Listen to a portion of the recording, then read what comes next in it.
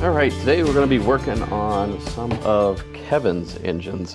These are for the, what's Kevin's? The Lehigh Valley Southern. So I've got, let's see, 3 engines to paint. 3? Yeah, 3 engines to paint, 4 to do sound in. So what we're going to be doing today is just breaking them down, getting the engines ready, take off all the parts, put them in their individual bags right here, and get ready for them to sit in the solution so we can strip the paint off them and then get them primered and get them painted. So let's start tearing these down.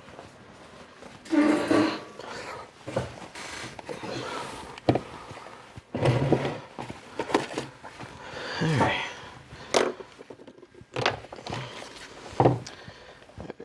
And this one's going to be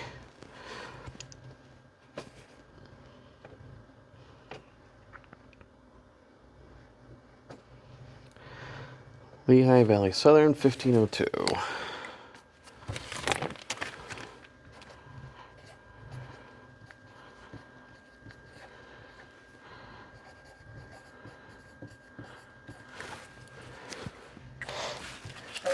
Make sure you label it so you don't end up losing all your stuff.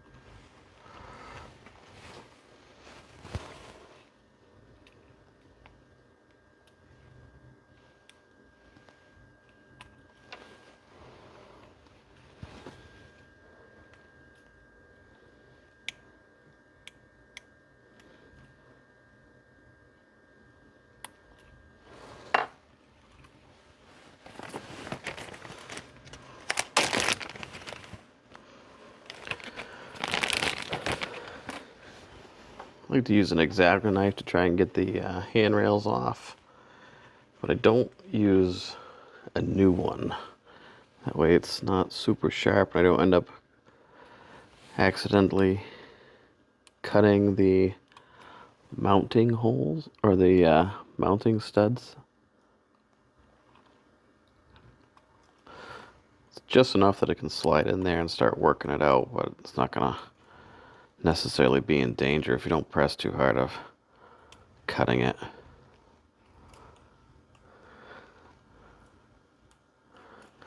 If all else fails, you can always order new ones from Atlas.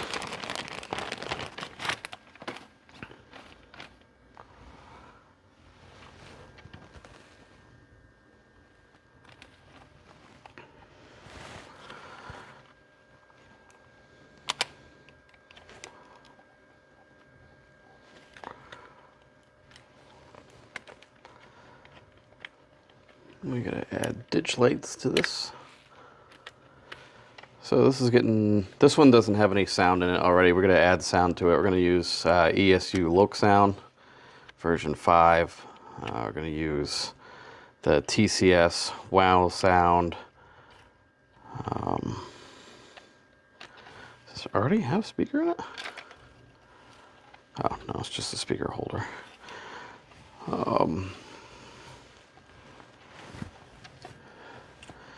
The Wow Sound motherboards.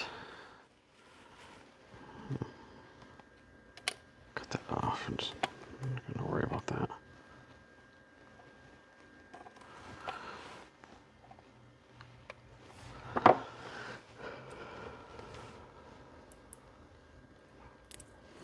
Price all the LEDs.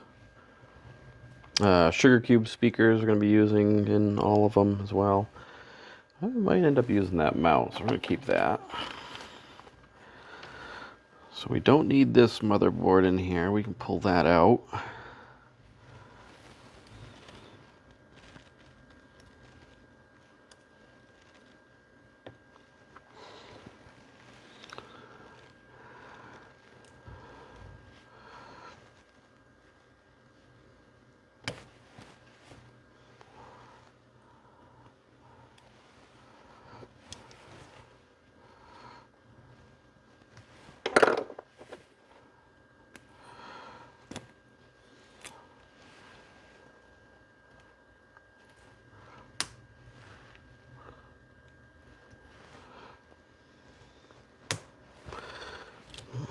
That wants to be pain.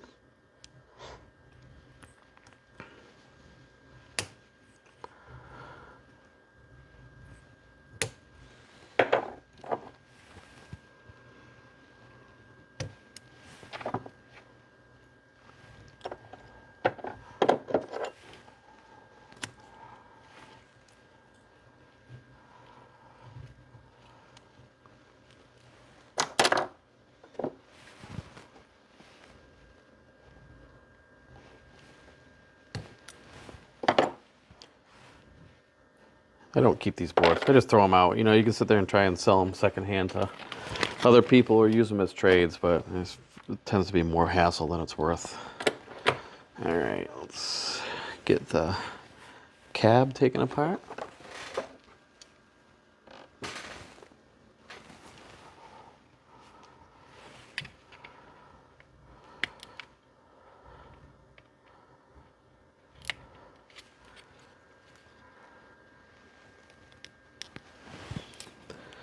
These I always have. There's like a little bit of, I think it's double-sided tape. It fits the back battery boxes.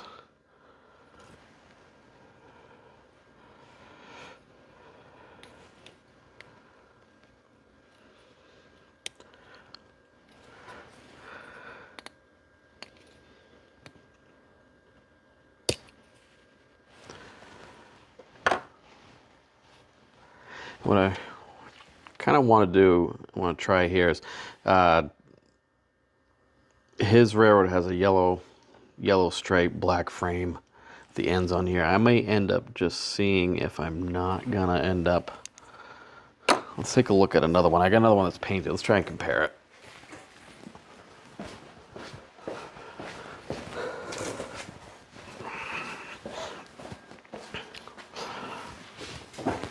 Kind of saved myself some time. So this is another one that Kevin has. This was painted, and this is one that I'm going to have to, I'm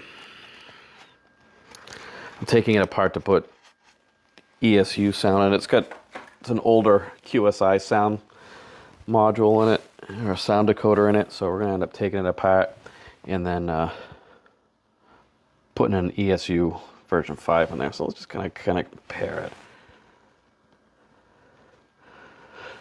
You know what? That's going to save me a bunch of time. And looking at it, that's actually what looks like was done on the original one. It actually looks like it was a Lake Erie, Franklin, and Clarion Railroad one, and they ended up just pulling it off and then painting over it. So we are going to do the exact same thing. I'm going to save myself a bunch of time. I'm not going to end up pulling all the stuff off of that. Put that in the bag. So that's what it's going to look like when everything's all said and done here. It's a freelance road.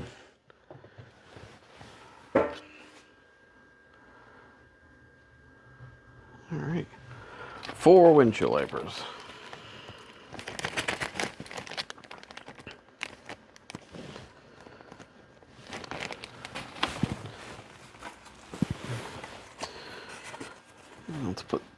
this away in its box so we don't end up losing that.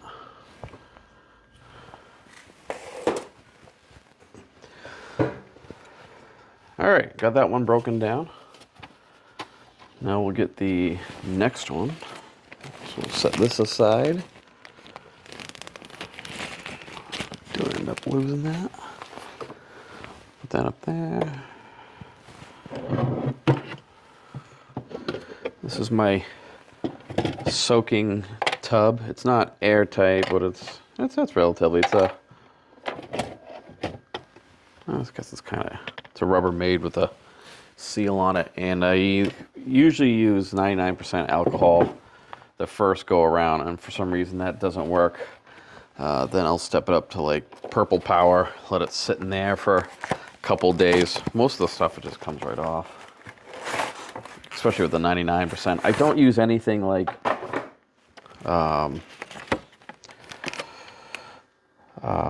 scale coat, like wash away or anything like that.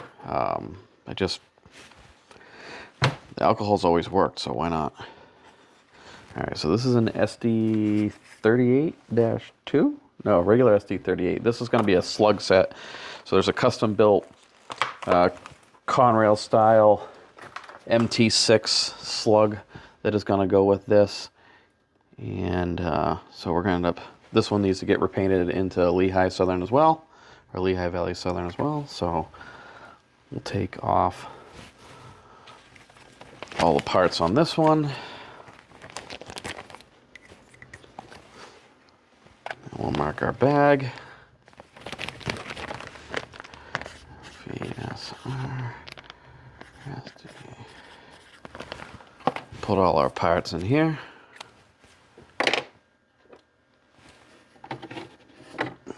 Let's set the frame for that up right now.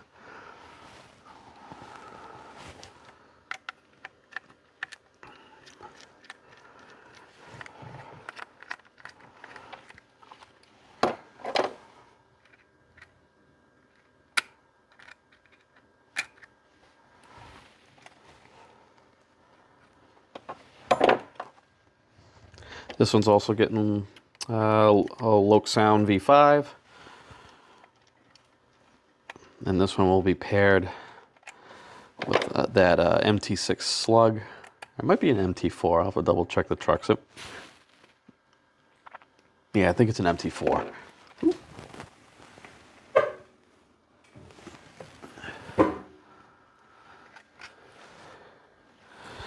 Oh, I lost a bit. There it is.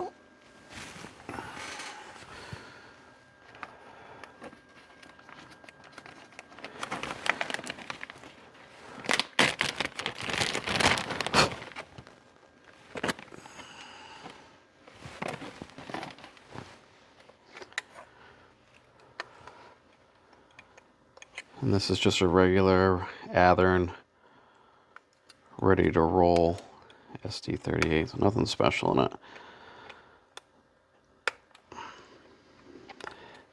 And this will have a TCS motherboard on it as the interface.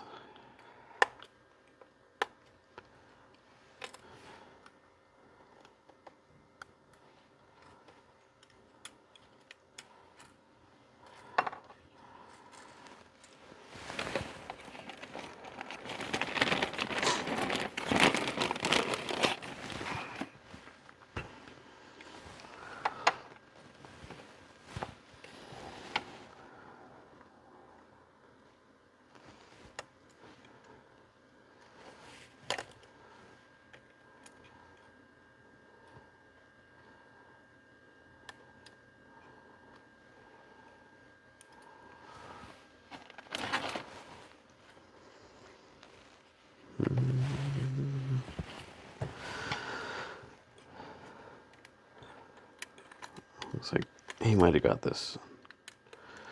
No, not might. He got this used. It's somebody's done some weathering to it. Some basic weathering, some basic details added to. There's it's like a Details West plow installed,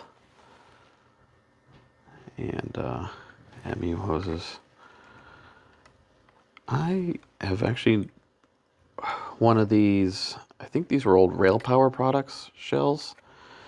When Athearn ended up acquiring them, I can't recall if I've painted any of these before. I think this just uses a regular Athearn blue box motor. Oh, this has a decoder in it. What is this? Oh, this has a Digitrax decoder in it. So this one's going to get, oh, it says a Digitrax sound decoder in it.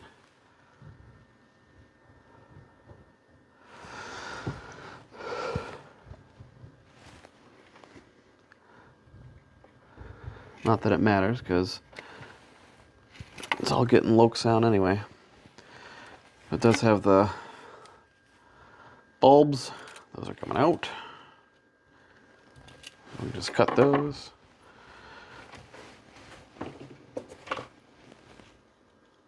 Now, ideally, I would probably want to swap this out. I believe Athearn makes a Genesis upgrade kit you can use for the SD40 and the SD38, where you can use a Genesis motor in here. Ideally, that's what I would recommend, but we're just going to end up swapping this out. That was what was desired. This has got a Digitrax sound decoder already in it. I'm not a fan of Digitrax sound decoders. I was a big Digitrax guy. Well, I mean, I still am for technology-wise on the layout. Almost all of the electronics on the layout are Digitrax. I use LocalNet. It's a Digitrax interface. But when it comes down to their sound decoders, I just think they're junk. I really do. ESU and TCS, especially the new TCS 5s, I'm eagerly awaiting to test those because I'm a distributor for ESU and TCS. So I'm looking to compare what the new TCSs are going to sound like, especially where you can now, on the TCS 5s, wow sounds, you can upload your own sounds kind of like you can with ESU.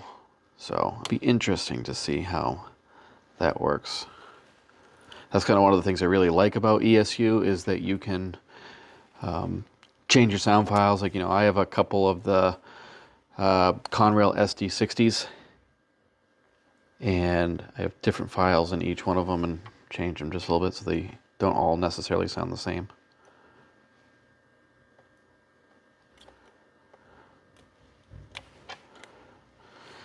I can hear the robot vacuum upstairs making a bunch of noise. All right. So I'll set that frame aside. See if it fits in my little shelf here. Is it gonna fit?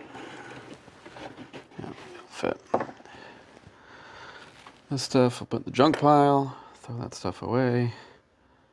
No sense in keeping them. I just think it's, you know, like I said earlier, some people are probably looking for them. I do see people online, they sell like, oh, a bunch of old boards and decoders. I think it's too much of a hassle.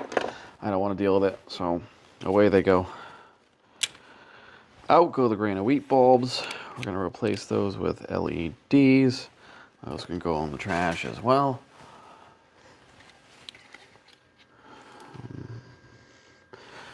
Yeah, these are glued in. These windows are glued in, so we'll see how easy they are to get out. Or not. Nope, actually not that bad. I have no idea how that is locked in. Nope, now I see it. Boop. There we go. And I think the number boards are just painted on these. As I said earlier, this is my first time with one of these shells, so yeah. These are. So on these Athearn units that use the grain of wheat bulbs, I have little pieces of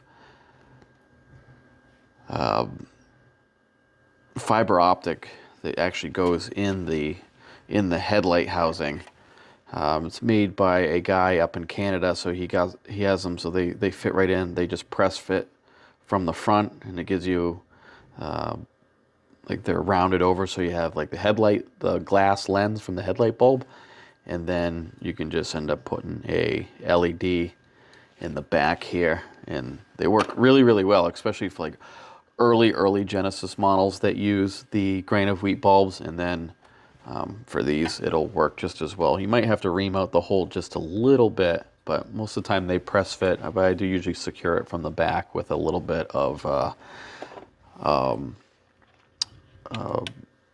window and clear parts glue.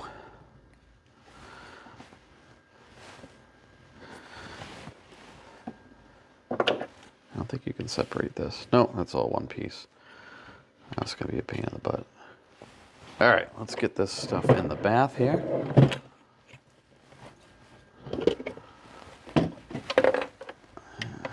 Go get my 91.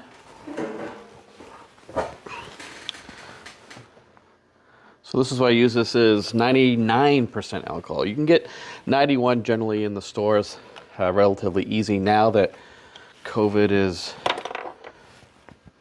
over. It was nearly impossible to get, obviously, during COVID. 70, you don't want to use 70. 70% is just going to end up cleaning your shells. 91%, which is what you can usually get in like Walmart and the drugstores and stuff like that, that will take off the paint. If you want to do it even better, you can get the 99%. The 99% I have to order. I can't get any place local, so I do have to order it online on Amazon, and it was really expensive. Now it's not super expensive anymore. It is like a 1 gallon jug is going to cost you about 26 bucks shipped. During COVID, I didn't buy any of the 99. I was using 91% if I could find it, because 99% for a gallon was almost $70 a gallon. I did end up getting this one for $35, but I have seen that the price recently has gone down to about $26 shipped.